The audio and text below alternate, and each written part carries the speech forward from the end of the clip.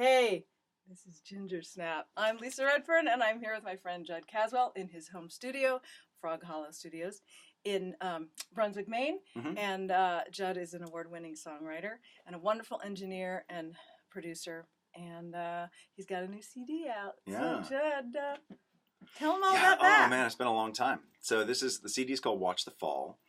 And this is the first one since Blackberry Time, which was 2007. You are overdue. I am overdue, yeah. But the way I look at it is I have a 9-year-old and a 12-year-old. Mm-hmm. And so there's a reason it's been about 8 years since I put out a CD. I get it. Yeah. Yeah, but I've still been writing a lot of stuff, writing a lot of songs. Mm-hmm. And so the problem that I had when I started up with it is I actually have too many songs to do a CD. Yeah. Yeah. He needed to do 2. I am going to do 2. So what I did was I split it up. Do you know Richard Thompson's? He's got an album called You, Me, Us. Yes. Yeah. And so the first half is a produced CD, and the second half is more. The second CD of the 2 CD set is more acoustic. It's him and Danny Thompson playing upright bass for almost all of it. Mm-hmm. So I was like, I want to do that. I want to do a CD that's more produced. And I had a bunch of songs that I thought would work that way, and I think they do. I really like them like that. And then I got a ton of songs that I think will live happily as a more acoustic, less instrumentation. Nice. So that's coming right up too. Good. And are you doing a CD release concert? I am doing a CD release concert. Yeah, I'm doing a bunch of CD release stuff. So, the rolling CD release from... I'm actually going down to D.C. area. Oh, going nice. Down to Rockville next month. Rockville? October, so. Rockville! I lived in Rockville from the time that I was born until the time I was 8. Really? Yeah. Very cool. I know. Crazy. I didn't know that. Yeah. This is why you do these things. Yeah, exactly. Find out new things about your friends. For sure. So, Jud, why did you guys come to Maine? I actually was born here. You were? Oh yeah, I was born in Belfast. I didn't know that about you. Well, yeah, my folks. I always tell the joke is like, I may not be a real Mainer because my dad's parents were not born in the state. Right. but it goes back that far, Yep. So, yeah. So, grew up, my folks are still in Thompson, which is next town over. That's right. I did know that. Wow. Yeah. Oh, cool. So do you, speaking of your early years, do you know your first word? Do I know my first word? I know when I was a kid, I really liked singing One by Three Dog Night. So I could ask it differently. Do you know your first song? I know my first song. One is the... For sure, it was that. Wow. Yeah, wow, I really loved that, apparently. Oh. My mom tells that story. I don't know what my first word was. Probably would have been something related to food, I'm sure. Speaking of food and words, spaghetti. My first word was cookie, and that's why we have cookies. One of the reasons we have cookies on it. Well, any excuse to have a cookie. Any excuse to have a cookie. So, I went to Isabel's Cafe and Bakery, and they did not have my favorite bacon molasses, but they did have these chewy butter cookies. So we're going to give this a try. She said to have it with tea. But I have tea right here. You want to sip of my tea? Oh, yeah, it's gooey. Oh, that's really good. It's more chewy than gooey. What's that? Very tasty. Wow. So this is from Isabel's? This is from Isabel's Cafe and Bakery. In Freeport, and around the corner from Sherman's. Oh, yeah. It's that one that sort of dips down. Sure. It's like an underground. Oh, my gosh. These are great. Oh, they are good. So they're with tea. Thank you, Isabel's Cafe and Bakery. I'm sorry I didn't hook you up with tea before. No, it's okay. So, what's your favorite cookie? Wow. Something with peanut butter.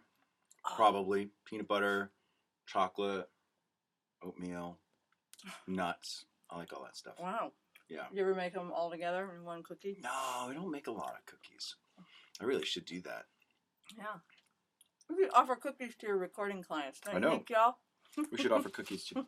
Would you like a bite? It's really good. It's really, really good. All right. So, speaking of...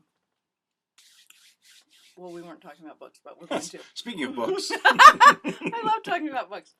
I know time flows in both directions. And we were just about to be speaking about books. You don't realize it, but we were talking about books. In my heart, we were talking about books right from the beginning.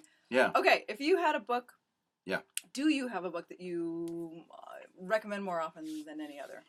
You can answer that in any way you like. 42. 42 books? No, that's just a number. You said I can answer anyway. I thought I'd just answer you with a number. Mathematically speaking. Okay.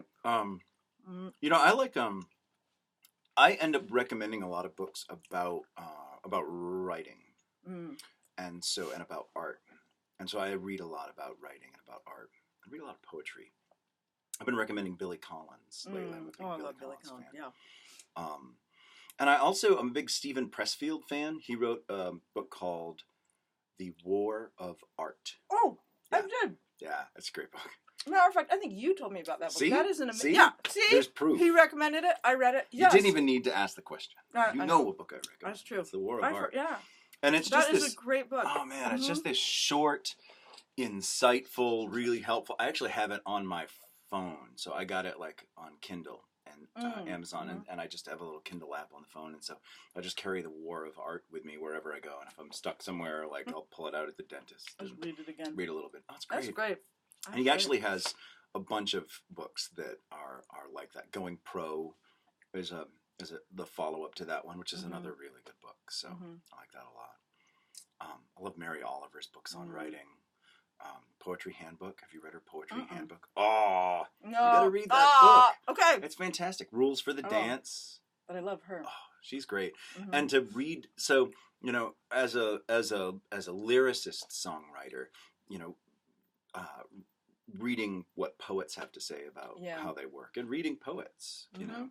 Oh, that's true. And older poets too, poets who are working with really structured language. Byron, just amazing, like the flexibility of being able to say what he says and the voice that he uses, and have that tremendous amount of structure and rhyme and meter.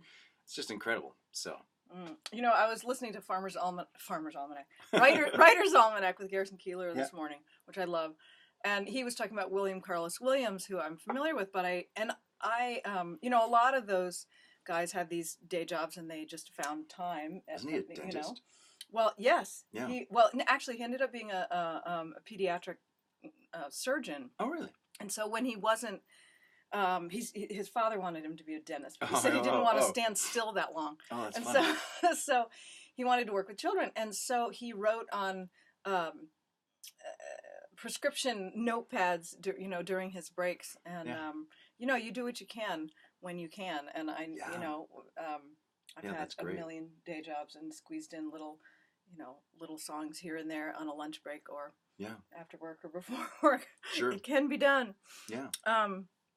All right, apropos of nothing, what car from your childhood did you love and do you wish you could get back now? We had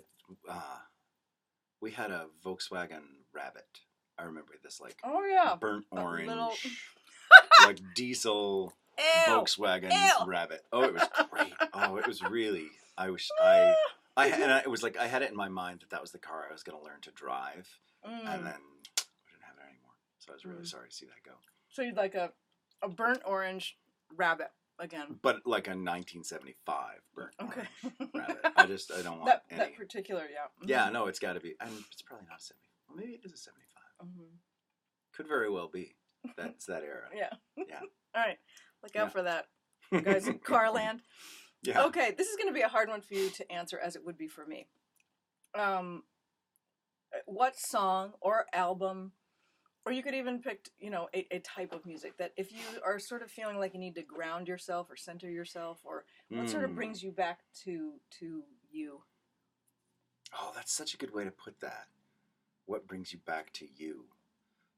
Because that's really an experience that I have a lot when I'm listening to music. Like I'll listen to, I really love, like I'm doing a lot of Irish music now. So I listen to a lot. I just found Planksty, so I listen to Planksty, and I just love that. And I love Richard Thompson, I love Bruce Cockburn, so I listen to their stuff a lot. And I love John Gorka, you know. So the Land of the Bottom Line, which was his, I don't know, it's like 1989, 1990.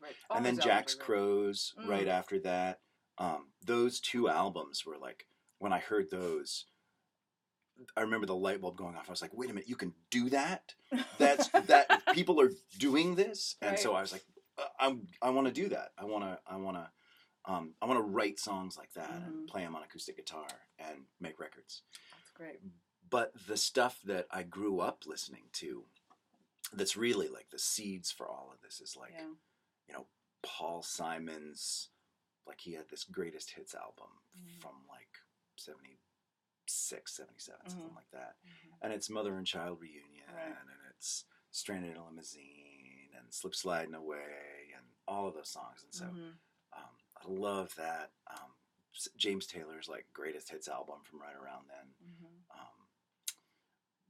You know, all of that. Crosby, Stills, Nash. It's like that sort of era of people doing acoustic music that was like, you know, it was like top 40 acoustic music then, and some great writing. Cat Stevens, I love Cat Stevens.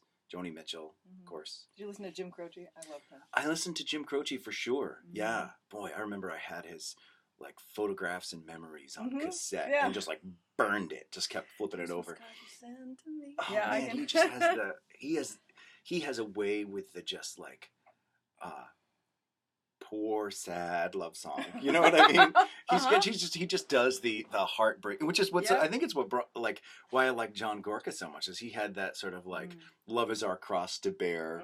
You know, I love those like oh poor me love songs. I don't know, acoustic. I'm a sucker for it. I just really like it a lot. That's great. Yeah. Okay, so Jud, my ending question and my favorite one: if a movie was made about Jud Caswell's life, what genre would it be, and who would star as you? And Connor answered it in two ways. One was, who would he like to have star as? Oh, yeah. And who do you think they would cast as you? Which is a totally different. That is. Wow.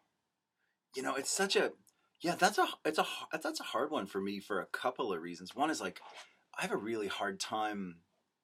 I think it's really hard to get enough distance from your own life to I don't know, getting perspective on it. Like I've done a lot of writing of other people's stories in my songs. I love telling other people's stories because when it's somebody else's story, you can sort of see the outline of it, you know, or you can, because our lives are just these, oh man, I knew somebody who was a CIA operative, and he described his work as like weeks of mind-numbing tedium interspersed with short bursts of abject terror. And it's like, that is life, right? That's life. I mean, so much, you know, when you're inside, you know, from the inside of your own life, it's like all of these details, and it's so easy to get overwhelmed by that. But when somebody else tells you their story, you can say, oh well, you know, this, you could tell this story in this way. Here's a piece that would really. Yeah. You notice I'm not answering your question. I am, and I was about to call you out. Are you going to double down? Well, also, you're only halfway through your life. It's true. But you've already, you know, you've already done a lot of interesting things in your life. So you just have to pick a genre. Like buddy cop movie. It's got to be a buddy cop. I would never have figured that. No, it wouldn't be that. I think a comedy. I would like it to be a comedy. Buddy cop. I think comedy is a great approach. You know.